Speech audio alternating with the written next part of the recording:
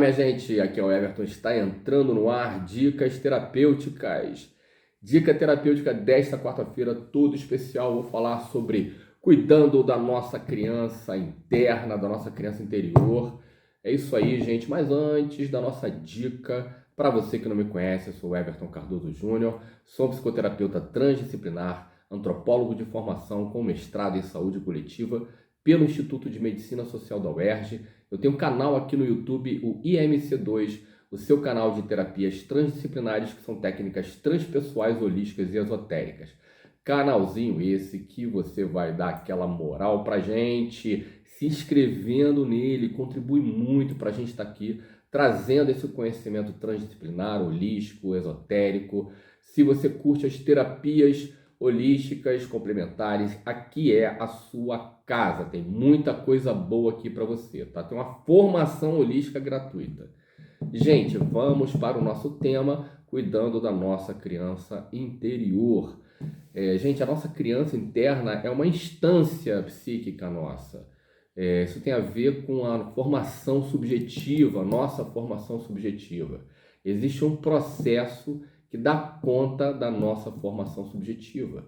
Existe um processo, né, que formata o indivíduo, formata o sujeito subjetivamente falando, que é o processo edipiano. Então, dentro de uma perspectiva analítica, né, nós somos constituídos subjetivamente, psicologicamente. Nossa estrutura psicológica ela é formatada ali na primeira e na segunda infância, durante o processo edipiano.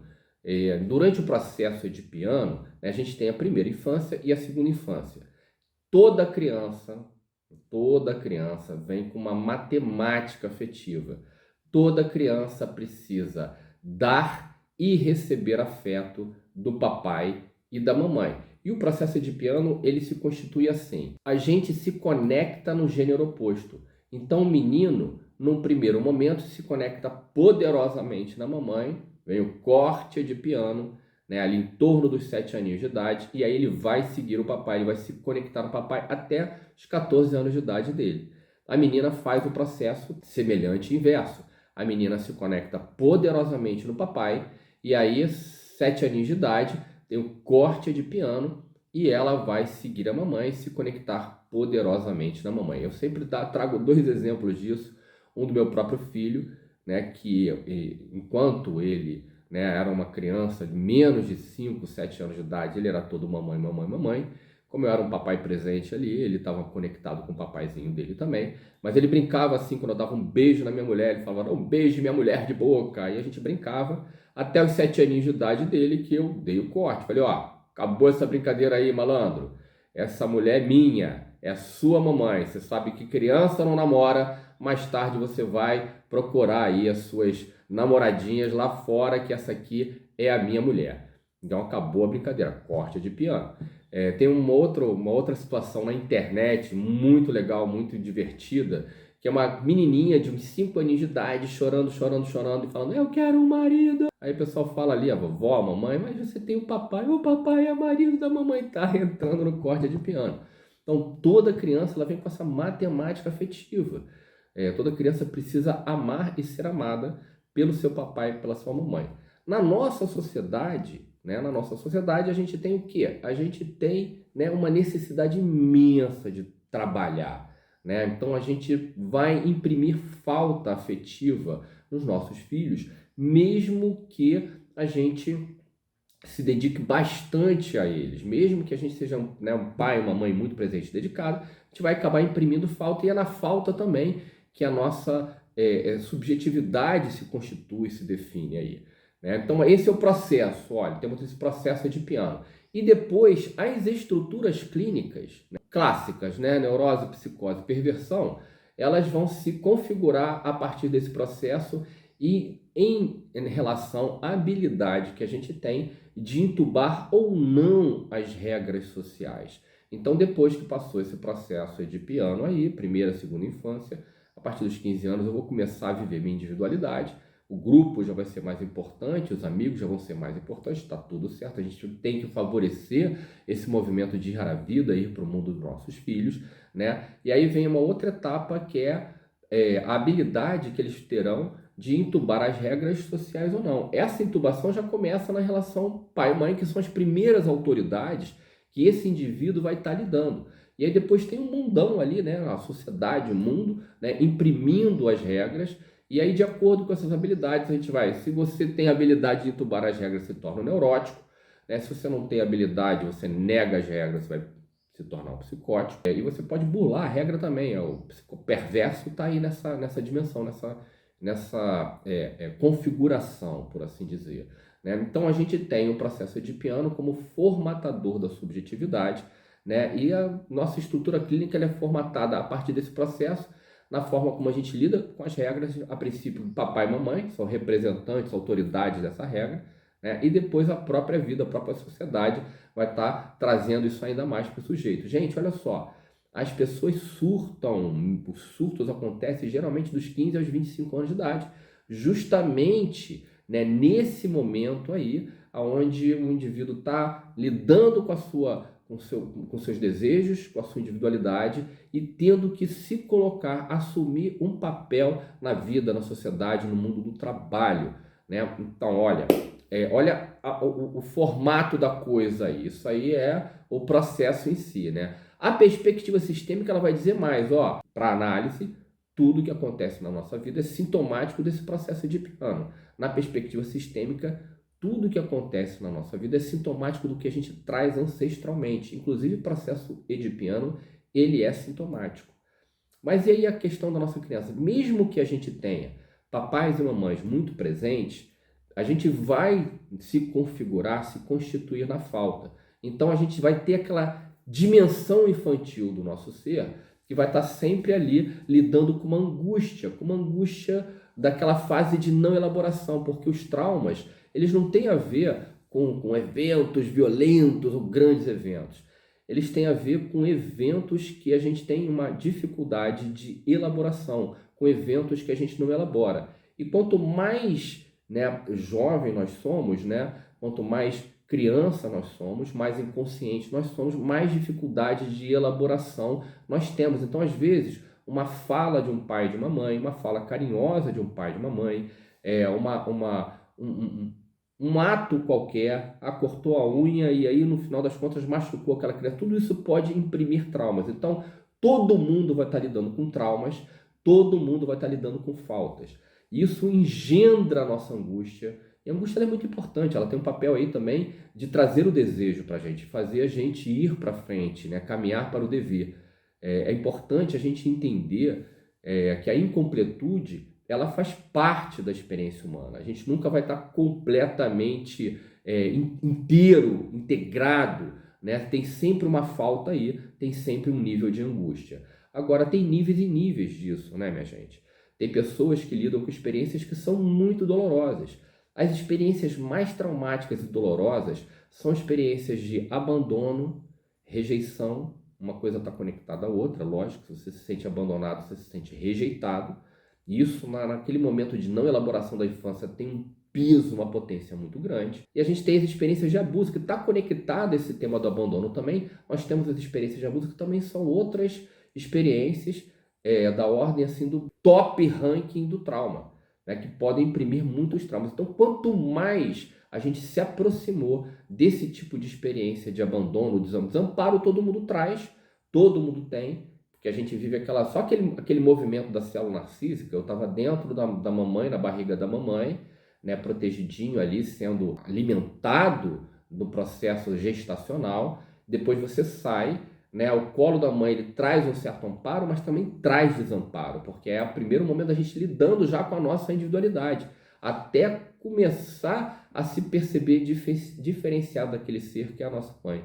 Tem pessoas que vivem experiências muito traumáticas em relação a isso. Uma pessoa que, por exemplo, nasceu e teve que ir para uma incubadora e ficou um tempo numa incubadora. Tem o que se chama na terapia sistêmica de movimento interrompido. Movimento interrompido em relação à mãe. Isso é um evento traumático. Existem uma série de eventos traumáticos e o top desse desamparo é jogar a gente no abandono, na rejeição. E isso pode estar conectado com as experiências de abuso que a gente, por acaso, possa vivenciar na nossa vida posteriormente.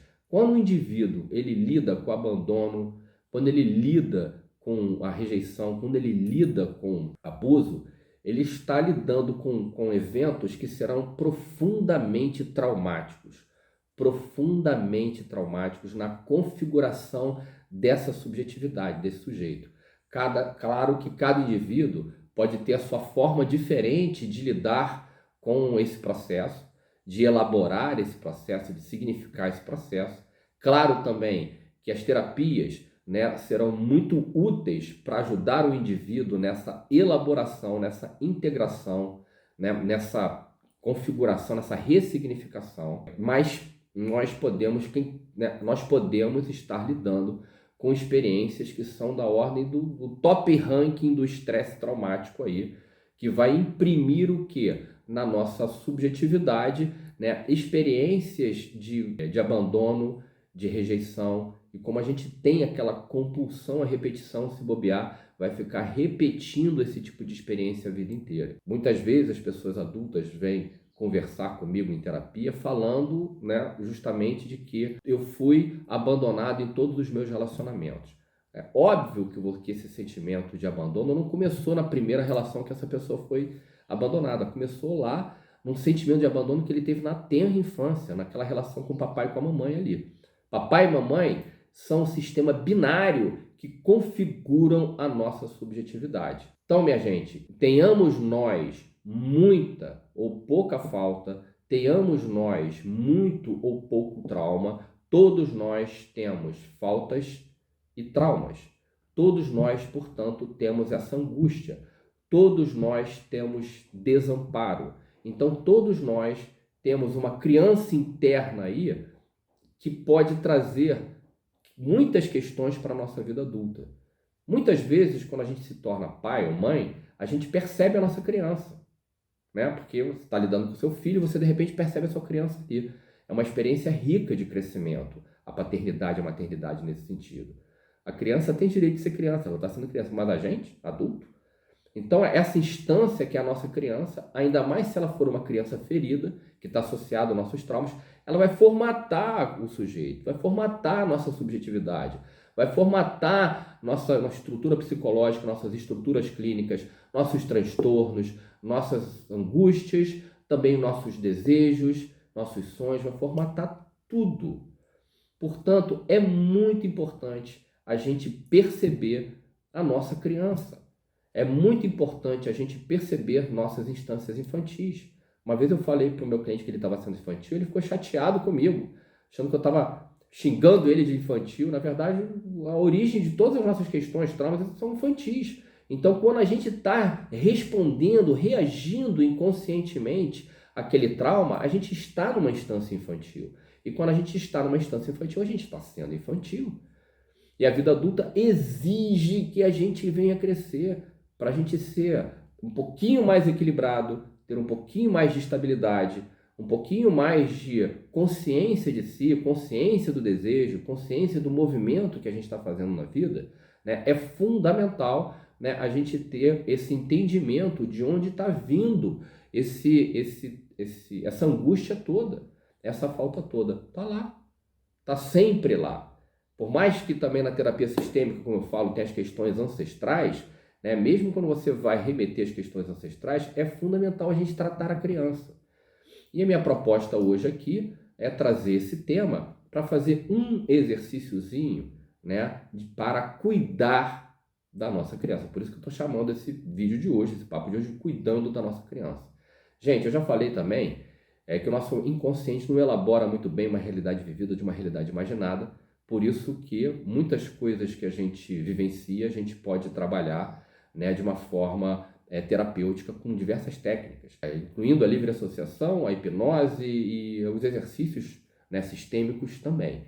Tem um exercíciozinho sistêmico que ajuda muito a gente a cuidar da nossa criança. Sempre que a gente se perceber muito infantil, sempre que a gente se perceber nesse lugar de angústia, a gente pode respirar fundo e imaginar a gente sentado num banquinho numa pracinha. Aí imagina ali, estou sentado no banquinho, eu, Everton, adulto, estou sentado no banquinho. Se você tem dificuldade de imaginar, você dá o comando mental, você fala, nesse momento, Eu estou sentado num banquinho numa praça, eu adulto aqui estou sentado num banquinho. Aí você imagina duas pessoas vindo na sua direção. Se você tem dificuldade de imaginar, você fala, nesse momento, então duas pessoas estão vindo na minha direção. Aí você percebe que essas pessoas que estão vindo na sua direção é o seu papai e a sua mamãe. Aí você se levanta para ir falar com eles. Nesse momento que você se levanta, você percebe que você é uma criança, que você tem 5 aninhos. Então você corre na direção do seu papai e da sua mamãe, que se abaixam os dois e recebem você num grande abraço. E aí você elabora isso. O abraço do papai, o abraço da mamãe, se sente o calorzinho do abraço do papai, o calorzinho do abraço da mamãe, se sente a proteção intrínseca que aquele abraço traz, você sente o afeto, você sente como se tivesse uma bolha. Papai, mamãe, você no centro ali. Ah, Everton, essa imagem nunca aconteceu. Não importa. Não importa. Elabora essa imagem. E aí fica um tempo na elaboração dessa imagem, fica um tempo qualificando o calorzinho, o afeto, o sentimento de amor. E aí, depois dessa elaboração, você se vê adulto olhando para aquela cena. Aí você fala para sua criança assim: esse é o seu lugar. Agora você está protegido e eu posso seguir adiante na minha vida. E pronto. Esse é o exercício. Gente, muitas vezes a gente não consegue fazer uma dieta, a gente não consegue relações, a gente não consegue melhorar no nosso trabalho, nossa vida, nossa carreira, nossa grana, simplesmente porque a gente está deixando a nossa criança tomar as decisões, né, na nossa vida, tomar as decisões pelo nosso eu adulto. Agora eu sou um adulto, a minha criança ter sentido as faltas que ela sentiu fez parte da experiência dela. Eu não preciso ficar carregando essa criança traumatizada, tomando decisões, reagindo àqueles traumas e tomando decisões importantes na minha vida. Não, agora eu sou adulto. Agora eu sou capaz de tomar decisões diferentes. Agora eu não tenho que ficar procurando ninguém para ser responsável por mim. Agora eu tenho que ser adulto, eu tenho que me tornar responsável e fazer por mim o melhor que eu posso fazer, incluindo fazer uma terapia, né? Para melhorar aí a minha habilidade em ressignificar e em cuidar da minha criança. Gente, esse foi o papo da nossa quarta-feira. Semana que vem tem mais dica. Beijo, obrigado. Tamo junto.